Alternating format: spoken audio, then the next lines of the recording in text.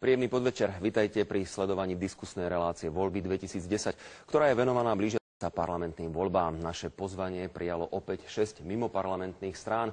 Budú predstavovať svoje programy a tézy na témy ekonomika a sociálne veci. Na hostí začneme zľava. Za Komunistickú stranu Slovenska prijal pozvanie Jozef. Ďakujem, pekný deň prajem. Prvú elektronickú obálku žrebuje zástupca Komunistickej strany Slovenska Jozef Hrdlička. Nech sa páči. Áno, poprosím obálku pod číslom 9. Nezamestnanosť, riešenia na jej zníženie. Nech sa páči, máte čas a priestor. Áno, ďakujem pekne. Myslím si, že je otázka prvá veľmi aktuálna.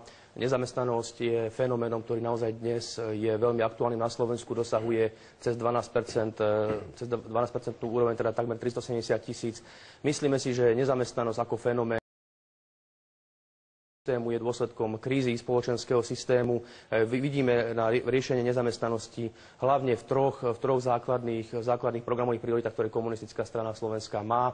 Jednou z tých priorít je potreba a nevyhnutnosť existencie silného národného sektoru, teda demokratizácia ekonomiky na Slovensku, existencia popri súkromnom sektore, družstevnom sektore i existencia národného sektoru, ktorý zabezpečí i možnosť zamestnávať zamestnancov.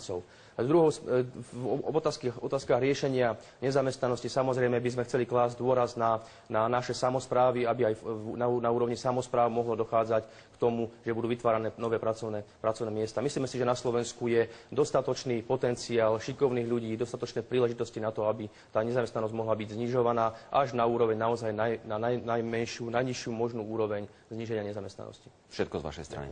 Ďakujem. Ešte Jozef Hrdlička. Ja chcem nadviazať len na spoludiskutujúcich, keď sme tu hovorili čísla o nezamestnanosti, naozaj oficiálne sa hovorí len teda o 12%. Ja som požiadal o slovo preto, lebo chcem zdôrazniť, že naozaj možno ako jediná strana hovoríme o likvidácii nezamestnanosti. Samozrejme, že je normálne, že nejaké to percento nezamestnaných, tých, ktorí nemajú záujem pracovať v spoločnosti, existovať bude, ale myslím, že sme sa tematicky s kolegami zhodli jednoznačne, že na Slovensku je priestor na to, aby tento národ, tí ľudia, ktorí tu žijú na Slovensku, mali možnosť, mali právo pracovať. Bola spomínatý agrosektor, infraštruktúra, rôzne iné veci. My prichádzame i s myšlienkou, ktorá nie je nová, ktorá tu už je dlhé roky, ale nejak nie je realizovaná. Otázka vytvorenia zamestnaneckých akciových spoločností. A naozaj ešte raz opakujem, na Slovensku sú šikovní ľudia, sú možnosti a je potrebné, aby ľudia pracovali a za tú prácu dostávali slušnú mzdu. V tom systéme podpora seniorov a mladých ľudí a svoj priestor a čas má samozrejme Jozef Hrdlička. Ďakujem. Ja musím najskôr nadviazať na pána Kotlebu, ale takisto zdôrazniť, že Komunistická strana Slovenska od roku 1990 nie je vo vláde, nie je vládnou politickou stranou a myslím si, že i mnohé otázky, ktoré tu dnes riešime, ukázala a dokázala, ako vedela riešiť. Ale ja sa nechcem v žiadnom prípade vraciať do minulosti. Ja musím, pán redaktor, aj vážení páni, povedať, že neviem, čím je smiešno alebo skôr doplačú, teraz netýka sa len nás, ale aj tých ďalších politických subjektov, ktoré sa uchádzajú o dôveru. Dokonale poznáme problémy mladej generácie, všetci dokonale poznáme problémy našich dôchodcov, všetci reálne dennodenne vidíme skutočne zhoršujúcu sa životnú úroveň našich spoluobčanov, ale žiaľ, zrejme to vidíme iba pred parlamentnými voľbami a po voľbách máme iné záujmy. Ale teraz celkom k téme. Áno, otázka seniorov, dôchodkov, otázka mladej generácie, ale i ďalších našich spoluobčanov, veľmi dôležitá téma i v našom volebnom programe. Celý problém, ale nie len dôchodcov a mladých ľudí, vidíme v zle nastavenom systéme, v zle nastavenom hospodárení štátu ako takého. Ja sa musím vrátiť k tej našej myšlienke. Ešte raz hovorím, všetci hovoríme o 13. dôchodku, o bezplatnom zdravotníctve, o bezplatnom školstve a tak ďalej, a tak ďalej. Ale tu je otázka, odkiaľ chceme zobrať prostriedky na to, aby sme mohli garantovať túto sociálnu sféru, vrátane dôchodkov, vrátane mladých ľudí. Ja musím len zdôrazniť, že je tu zle nastavený daňový systém, keď vieme, že 4/5 produkcie zo Slovenska odchádza mimo Slovenskú republiku. Ja môžem použiť len jeden údaj, že z roku 2006 odišlo zo Slovenska okolo 70 miliard korún, za čo by sa dali postaviť 2 automobilky. Čiže chcem povedať, že ak naozaj nepristúpi naša spoločnosť k demokratizácii ekonomického systému na Slovensku, to znamená, že popri súkromnom a družstevnom sektore vybudovať i silný národný sektor, tak nemôžeme na Slovensku hovoriť o sociálnom štáte, nemôžeme hovoriť o sociálnej spravodlivosti, nemôžeme hovoriť o slušných dôchodkoch, o bezplatnom školstve, zdravotníctve a tak ďalej. Sú tu samozrejme i i ďalšie témy, ku ktorým sa zrejme budeme vyjadrovať. Čiže chcem povedať, že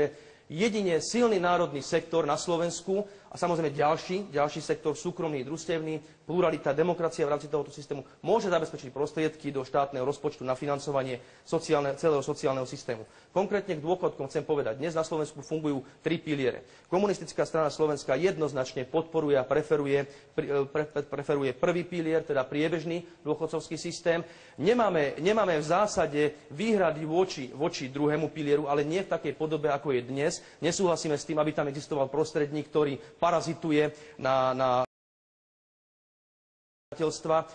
jednoznačne sme za to, aby i druhý pilier mal štátne garancie a teda je možné skutočne na základe pristúpenia istých reformných procesov v tomto systéme i tento systém aplikovať do praxe. A zároveň podporujeme i tretí pilier, a to je doplnkové dôchodkové poistenie. V dôchodkovej politike ešte veľmi krátko jednoznačne odmietame akékoľvek zvyšovania odchodu veku do dôchodku. Myslíme si, že ľudia majú čas svojho života prežiť produktívne, ale majú právo i na oddych, na dôsledný a dôstojný oddych. Jednoznačne dnes, musím otvorene povedať, trpí celá povojnová generácia, ktorá tu nechala veľké hodnoty v tomto národe, či sa to niekomu páči alebo nie. A žiaľ, táto generácia dnes trpí nízkymi príjmami. To vieme, o čom hovoríme. Rozdiely medzi novodôchodcami, starodôchodcami a podobne. A otázka mladej generácie súvisí s tým, čo som hovoril. Súhlasím s pánom Mikušom, čo hovoril. Naozaj, mladá generácia musí sa cítiť na Slovensku doma, že má vytvorené podmienky od vzdelania, od možnosti vzdelania, bezplatného vzdelania,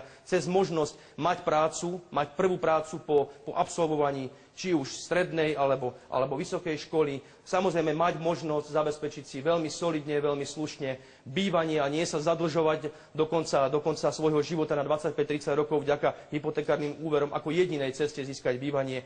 A tým pádom samozrejme proste mať prácu, mať kde bývať, mať za čo dôstojne žiť, mať za čo si dôstojne zabezpečiť fungovanie rodiny. A potom to je kolotoč, ktorý je pôrodnosť zvýšená, sú mladí ľudia, ktorí prispievajú do dôchodkového systému a tak ďalej a tak ďalej. Pre krátkosť času toľko. Ďakujem. Slovo má Milan Urbáni, potom Tibor Mikuš. Naša strana je strana stredová a nemá rada extrémy ani vpravo, ani vľavo, čiže stredom a máme v programe silnú sociálnu solidaritu. Ale budeme rozdávať to, čo vyrobíme. Pán Hrdlička, nepáči sa mi, že atakujete, že pred voľbami niektorí hovoria.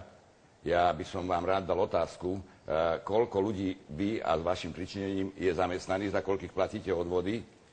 A ja a moja rodina, je to cez 80 ľudí, čiže nehovorte, že pred voľbami tu prídeme, lebo aj každodennou prácou ukazujeme, čo tomuto hospodárstvu prinášame. Ďakujem. Jozef Hrdlička má prednosť. Ja len krátku otázku. Pán Urbány, to nebol útok na vás. To bol útok na celé politické spektrum, ktoré tu je.